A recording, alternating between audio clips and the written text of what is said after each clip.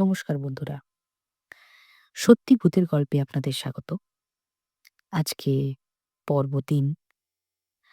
আর এই ৩ নম্বর পর্বে আপনাদের কাছে আমার একটি প্রশ্ন। আপনারা কি কখনো গভীর রাতে রাস্তায় হেঁটে যেতে পিছন থেকে আসা একটা গাড়ির শব্দ শুনেছেন? যে গাড়ি থামে না, হেডলাইট নিভে থাকে, আর যার ভেতর বসে থাকে মৃত কেউ? আজ আমি আপনাদের বলব কলকাতার এক ভয়ংকর নথিভুক্ত শহরে কিংবদন্তির কথা, লাশবাহী গাড়ি। সালটা ১৯৮৭, উত্তর কলকাতা। উত্তর কলকাতার শ্যামবাজার অঞ্চলে তখন রাত প্রায় ২টো। শশাঙ্ক দত্ত পেশায় একজন মেডিকেল কলেজের অস্থায়ী কর্মচারী। তিনি ডিউটি শেষ করে হাঁটছিলেন বাড়ির দিকে সেদিন। হঠাৎ পিছন থেকে ভেসে এলো একটা পুরনো অ্যাম্বুলেন্সের শব্দ। কিন্তু আশ্চর্য ব্যাপার, গাড়িটার সাইরেন নেই, হেডলাইট নিভে, আর নম্বর প্লেটটা কালো কাপড়ে ঢাকা। ড্রাইভার খসখসে কণ্ঠে বলে উঠল, বাবু, হাসপাতাল যাবেন? শশাঙ্ক প্রথমে না করতে যাচ্ছিলেন, কিন্তু গাড়ির ভেতর তাকিয়ে যা দেখলেন তাতে বুক ঠান্ডা হয়ে গেল। পিছনে স্ট্রেচারে একটা সাদা কাপড়ে ঢাকা লাশ। কাপড়ের ফাঁক দিয়ে বেরিয়ে আছে নীলচে একটা হাত। তবু ক্লান্ত শরীর, রাতের অন্ধকার, তিনি উঠে বসলেন গাড়িতে।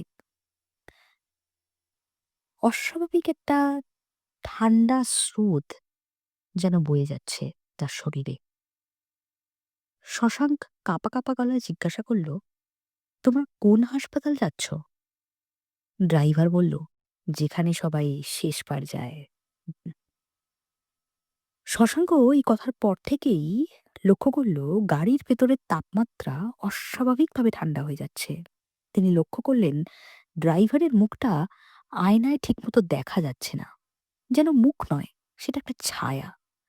হঠাৎ পিছন থেকে কাপড় ঘষার শব্দ। লাশটা নড়ে উঠল। স্ট্রেচারে রাখা লাশটা নড়ে উঠল। সাদা কাপড়টা ধীরে ধীরে সরে গেল। শশাঙ্ক দেখলেন চোখ খোলা, কিন্তু চোখে কোনো সাদা অংশ নেই, পুরোটাই কালো। শশাঙ্ক বলে উঠল, আমাকে নামিয়ে দাও। তিনি পালানোরও চেষ্টা করলেন, চিৎকার করে দরজা খুলতে গেলেন, কিন্তু দরজার হাতল গলে যাচ্ছে মোমের মতো। ড্রাইভার ধীরে ধীরে মাথা ঘুরিয়ে বলল, যারা মাঝপথে নামে তারা নিজের লাশ রেখে যায়। এরপর আর কিছু মনে নেই শশাঙ্কের। পরদিন ভোরে শ্যামবাজার শ্মশানের সামনে অচেতন অবস্থায় তাকে উদ্ধার করল পুলিশ। তার শরীরে কোনো আঘাত নেই, কিন্তু চুল এক রাতেই পুরো সাদা।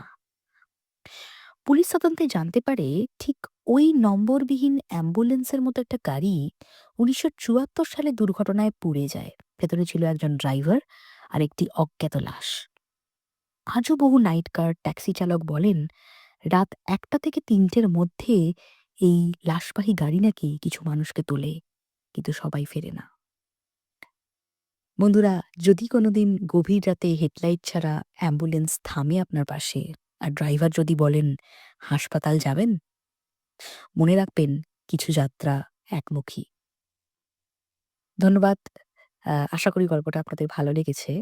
এই গল্পটা যিনি লিখেছেন, আ তিনি বাংলার লোককথা ও শহুরে কিংবদন্তি সংকলন এবং ভৌতিক অভিজ্ঞতা, আ যেটা দেবাশিস সোমবাবুর লেখা, এরকম বহু সংকলন থেকে ইন্সপায়ার্ড হয়ে এই ঘটনাটি লিখেছেন।